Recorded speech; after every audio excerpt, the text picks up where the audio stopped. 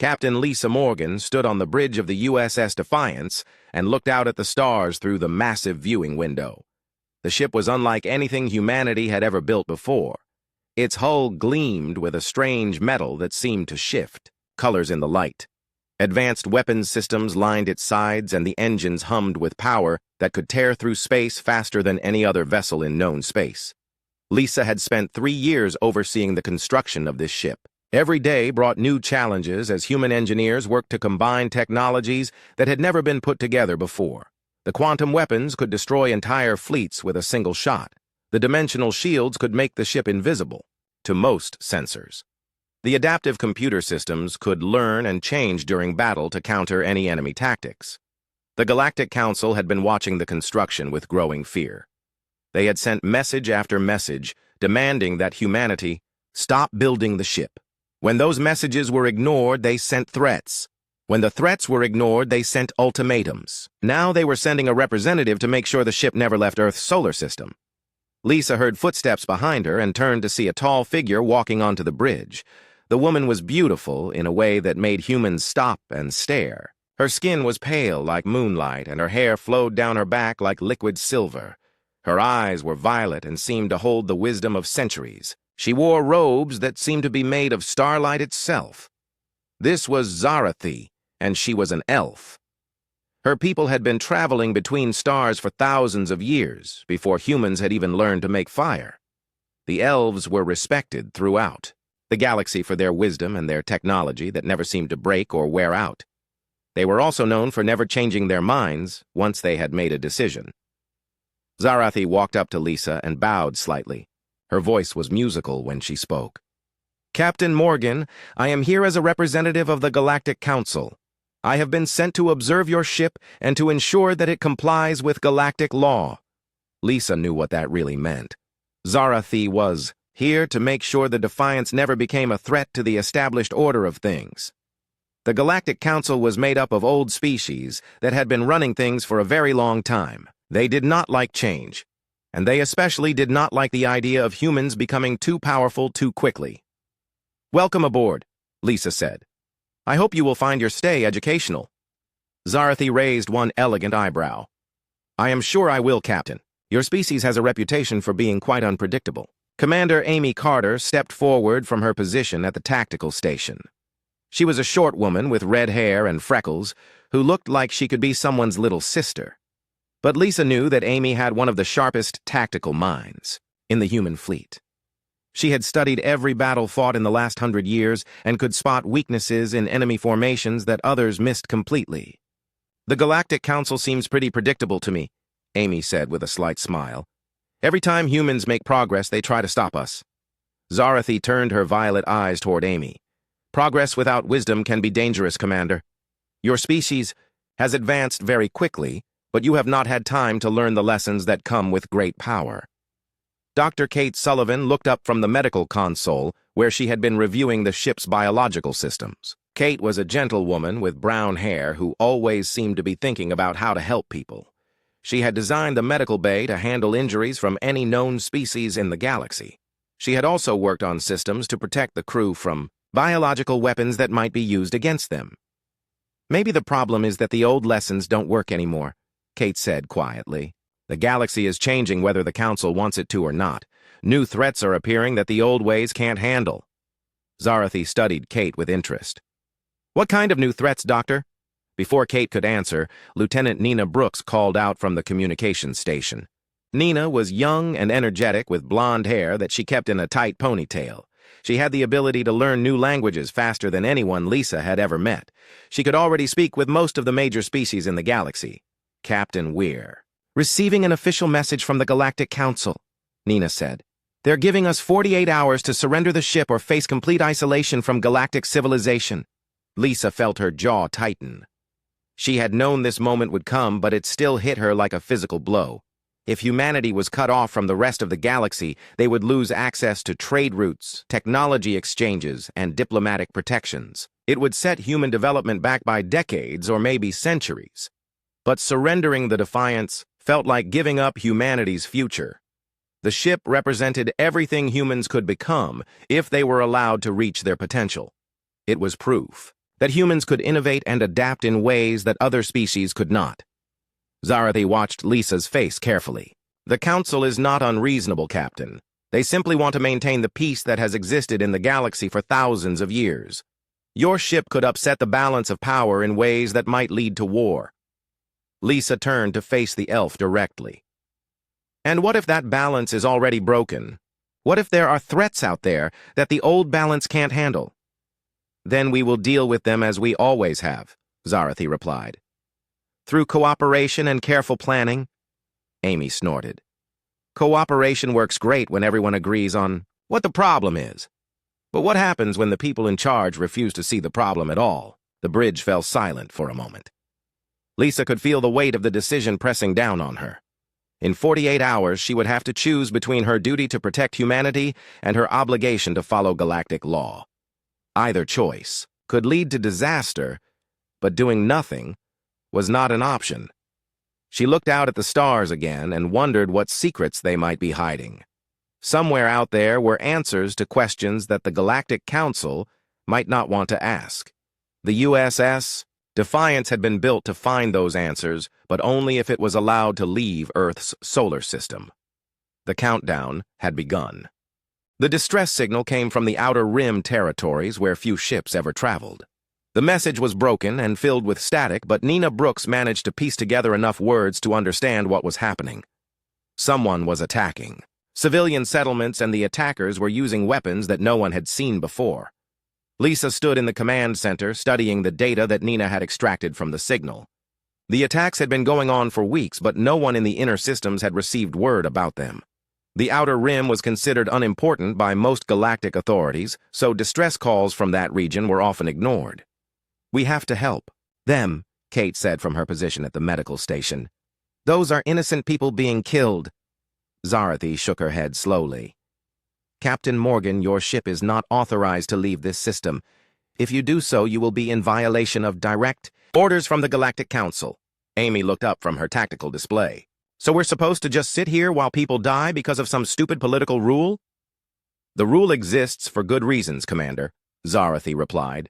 Ships like yours can cause more problems than they solve if they are not properly controlled.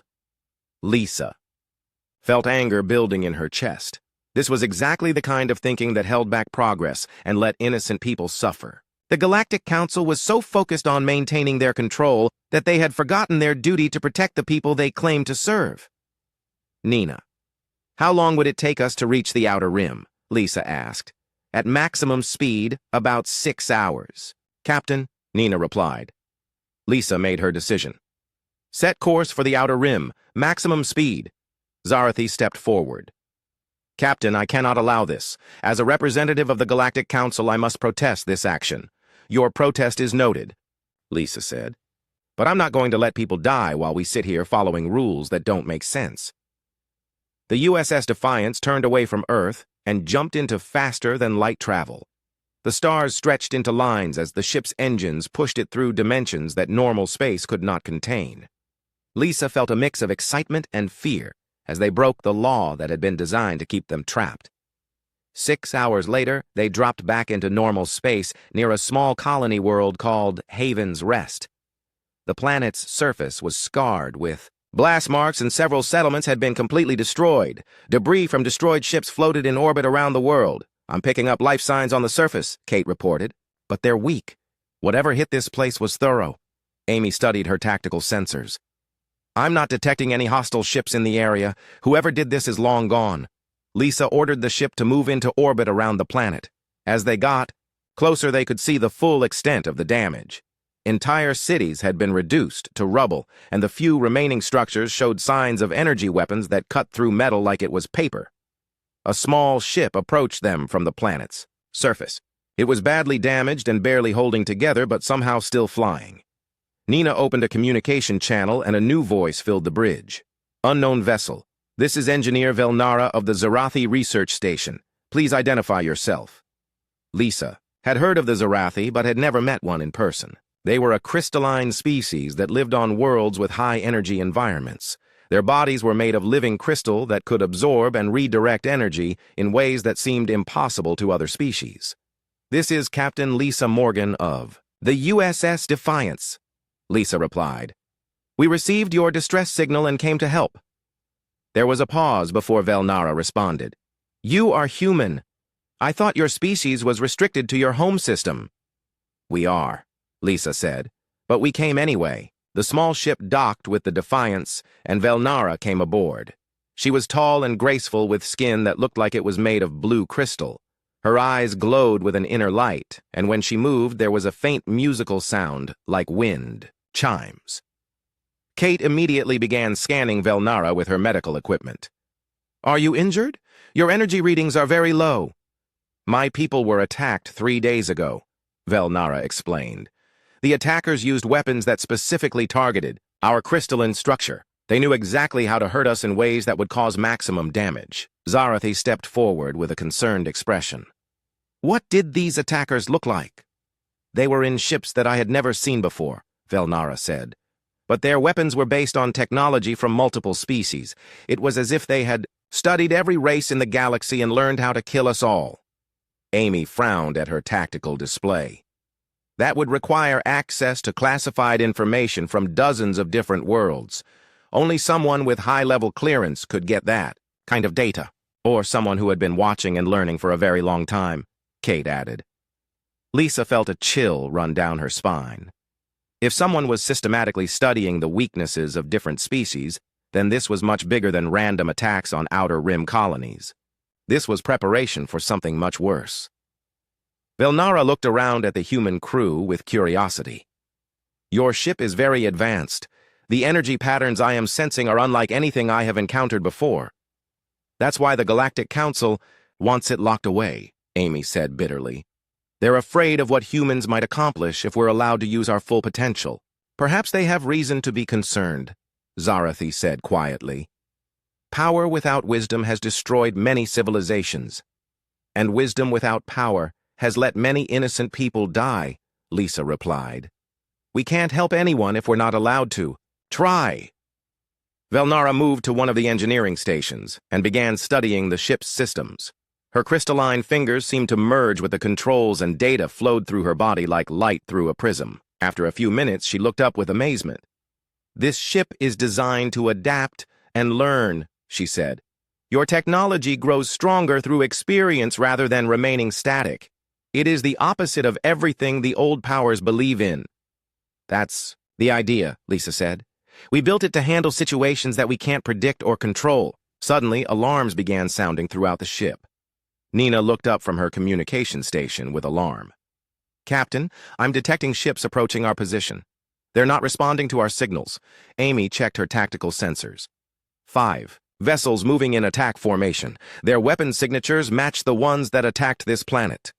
Lisa felt her heart rate increase. The attackers had returned, and the USS Defiance was about to face its first real battle. Everything they had built and planned for was about to be tested against an enemy that seemed to know how to kill any species in the galaxy. "Red alert," Lisa called out. "All hands to battle stations." The ship's systems came alive as the crew, prepared for combat. Weapons powered up and shields strengthened as the USS Defiance prepared to discover whether human innovation could stand against an enemy that had been studying them all. The attacking ships moved like nothing Lisa had ever seen before. They seemed to know exactly where the Defiance would be at every moment, and their weapons targeted the ship's weak points with deadly accuracy. But the USS Defiance was not like other ships, and its adaptive systems began learning from each attack.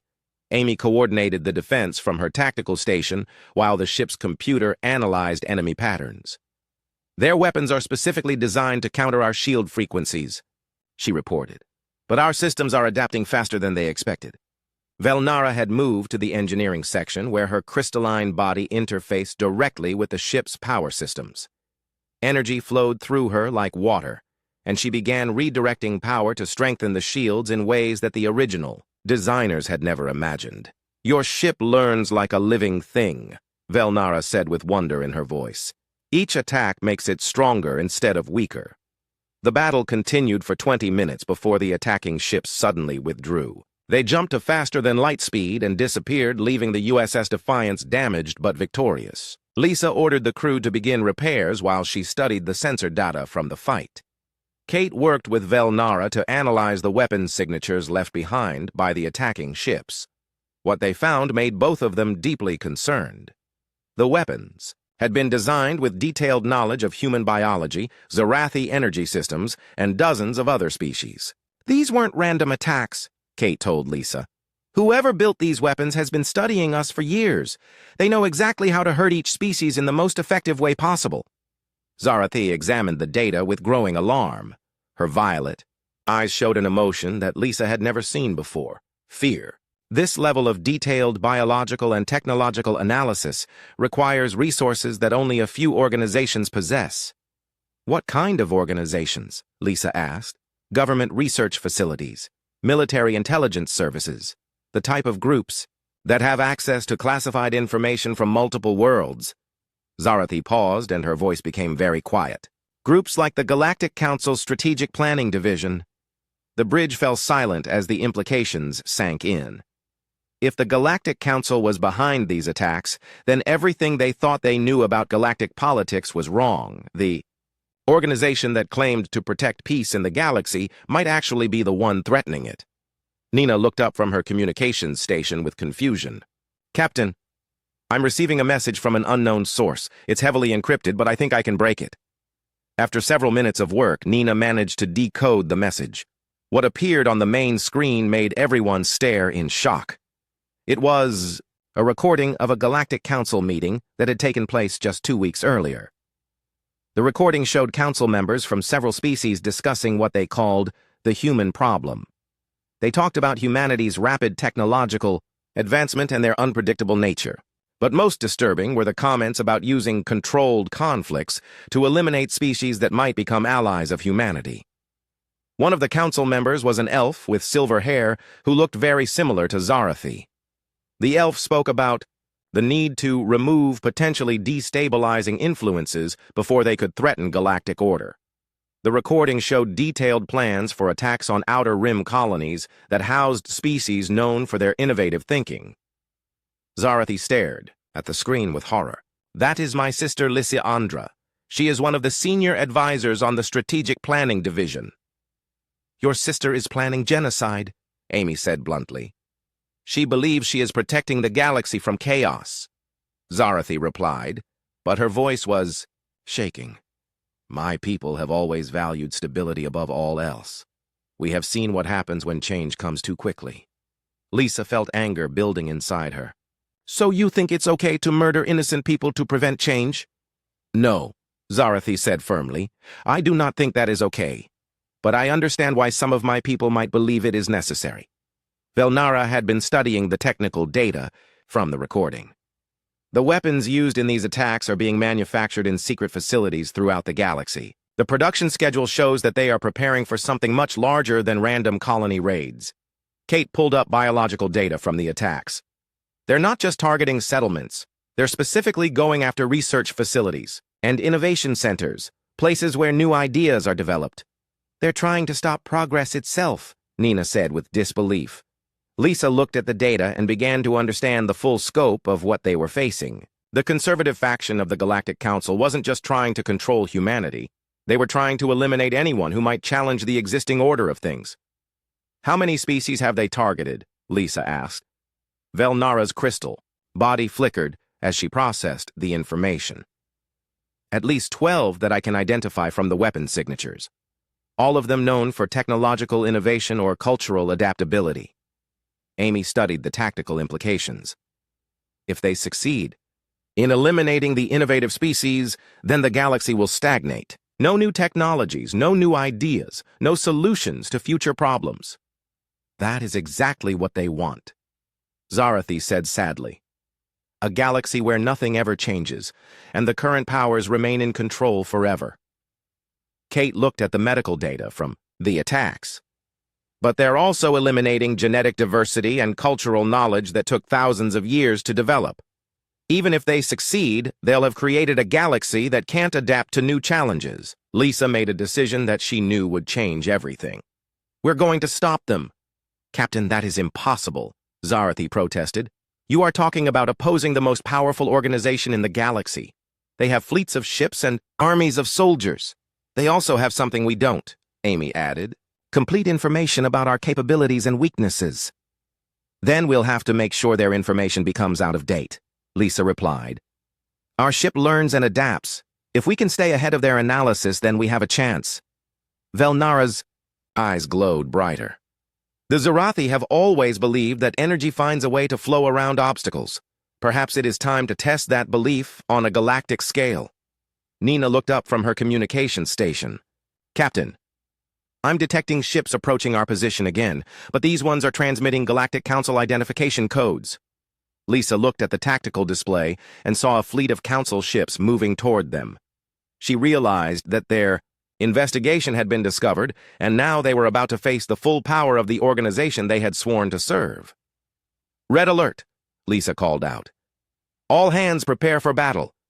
But this time they wouldn't just be fighting for their lives. They would be fighting for the future of every innovative species in the galaxy. The Galactic Council fleet that approached the USS Defiance was larger than anything Lisa had ever seen. 30 ships of different designs, representing a dozen species, all moving in perfect formation. Their weapons were powered up and their shields were at maximum strength. Nina received a communication from the lead ship. The message was simple and direct. USS Defiance, you are ordered to surrender immediately. Failure to comply will result in your destruction. Lisa looked around the bridge at her crew. Amy was ready at the tactical station with her hands moving over the weapon controls. Kate was monitoring the ship's systems from her medical station. Velnara had integrated herself so deeply with the engineering systems that her crystal body was glowing with the ship's energy. But it was Zarathi who surprised Lisa the most. The elf had moved to the communications station next to Nina and was working to send messages on frequencies that only elven ships would monitor. What are you doing? Lisa asked. I am telling my people the truth about what is happening, Zarathi replied. Not all elves support the actions of the Strategic Planning Division. Many of us believe that growth and change are necessary for a healthy galaxy. Will they listen to you? Some will. Others will consider me a traitor. Zarathi's violet eyes met Lisa's. But I have seen what humans can accomplish when they work with other species instead of against them. Your ship is proof that cooperation creates strength. The Council fleet began moving into attack position, but something unexpected happened. 3 of the elven ships suddenly broke formation and moved to position themselves between the USS Defiance and the attacking force. Nina looked up with excitement. Captain, I'm receiving a message from the lead elven ship. They're saying that they refuse to participate in an unjust action. More ships began breaking away from the Council fleet as word spread through their communication networks. Velnara had been sending data about the secret attacks to ships with Zarathi crew members. Other species were receiving evidence of the conspiracy through their own channels. Amy watched her tactical display with amazement. Half the fleet is pulling back. The other half is still advancing, but they're not coordinating their attack patterns anymore. The battle that followed was unlike anything in recorded galactic history. Ships that had served together for decades were suddenly fighting against each other. The USS Defiance found itself at the center of a larger conflict between those who supported the old order and those who believed in change. Velnara's integration with the ship's systems allowed her to coordinate with other Zarathi vessels in ways that normal communication could not achieve. Energy flowed between the ships, creating a network of shared power that made all of them stronger. Kate worked with medical officers on the Allied ships to share information about treating battle injuries across different species. Her research into cross-species medicine was saving lives throughout the battle.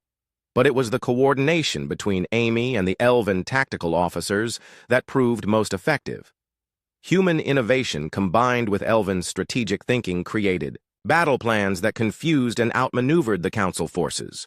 The USS Defiance itself performed beyond everyone's expectations. Its adaptive systems learned from each enemy attack and shared that knowledge with the Allied ships. The vessel that had been designed to operate alone was proving most effective as part of a team. During the height of the battle, another unexpected arrival changed everything. A ship appeared that was unlike anything anyone had seen before. It was sleek and beautiful, with lines that seemed to flow like water. The energy signatures it gave off were familiar to Velnara. That is a Zarathi exploration vessel, she announced, but it has been modified with technology I do not recognize. The new ship opened communication channels, and a voice spoke that made everyone on the bridge turn to stare. It was Lysandra, Zarathi's sister, but she sounded different than she had in the council recordings. "Sister, I know you can hear me," Lysandra said. "I have learned things that change everything we thought we knew about these attacks." Zarathi responded immediately. "What have you learned?" "The weapons being used against the colonies were not created by the Strategic Planning Division. We have been investigating the attacks ourselves and discovered that someone has been manipulating council records to make it appear that we are responsible." Amy looked at her tactical display with confusion. "Then who is behind the attacks?" "An organization that has been hiding within the galactic government for centuries," Lysandra replied. "They call themselves the Preservation Society, and they believe that all change is dangerous. They have been slowly taking control of key positions throughout the galaxy." Velnara's crystal body flickered as she processed this information. "If they have been in place for centuries, then they could have access to everything.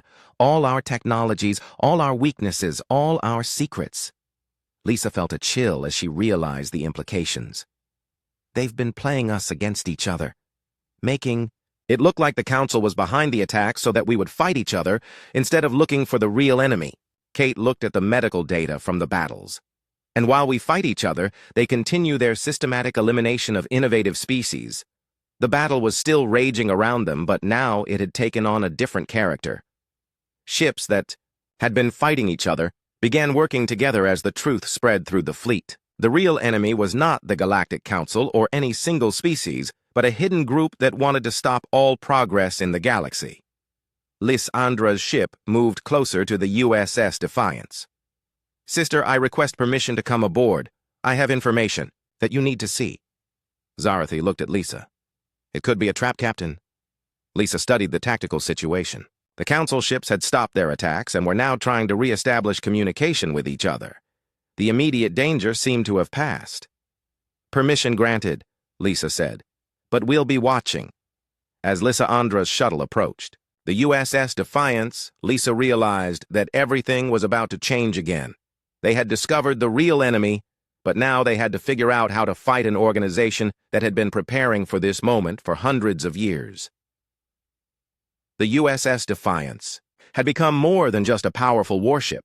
It had become the center of an alliance that might be the galaxy's only hope for survival. Lysandra came aboard the USS Defiance carrying data storage devices that contained information gathered over months of secret investigation. She was tall and elegant like her sister, but her eyes held a hardness that came from seeing too much: corruption and lies. "The Preservation Society has been planning this for 300 years, she explained, as the senior officers gathered in the main conference room. "They believe that technological progress leads to chaos and war, so they have been working to create a galaxy where nothing ever changes." Kate examined the biological data that Lysandra had brought. "They've been systematically weakening the genetic diversity of multiple species. If they succeed, there won't be enough variation left for natural adaptation to future challenges." Velnara's crystal body pulsed with angry red light as she processed the technical information. "They have been stealing our innovations and using them to create weapons against us.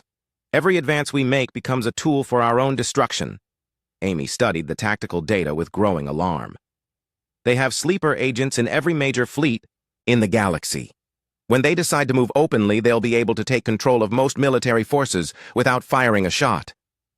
Lisa felt the weight of responsibility settling on her shoulders. The USS Defiance had been built to protect humanity, but now it might be the only thing standing between all innovative species and complete extinction. "How do we fight an enemy that has infiltrated everything?" Nina asked. "The same way life fights entropy," Kate replied, "through adaptation and cooperation." Zarathi looked at the data with new understanding. This is why the Preservation Society wanted the USS Defiance destroyed. Not because it was too powerful, but because it represents everything they oppose: innovation, adaptation, and cooperation between species. Over the following weeks, the USS Defiance became the coordination center for a new kind of galactic alliance. Ships from dozens of species arrived to share information and coordinate their response to the Preservation Society threat. Velnara worked with human engineers to create communication systems that could link the consciousness of different species directly. The crystal networks of her people combined with human adaptive technology created connections that the Preservation Society could not intercept or decode. Kate established medical protocols that allowed the Allied fleet to share biological knowledge in real time. When the Preservation Society attacked with species-specific weapons, the defenders were ready with treatments and countermeasures that had been developed cooperatively. Amy coordinated with tactical officers from a dozen different species to create battle strategies that no single culture could have devised. Human unpredictability, combined with elven patience, Zarathi energy manipulation, and the unique strengths of other species to create an adaptive defense network. The first major battle against the Preservation Society came when they tried to take control of the Central Galactic Government on the capital world of Nexus Prime.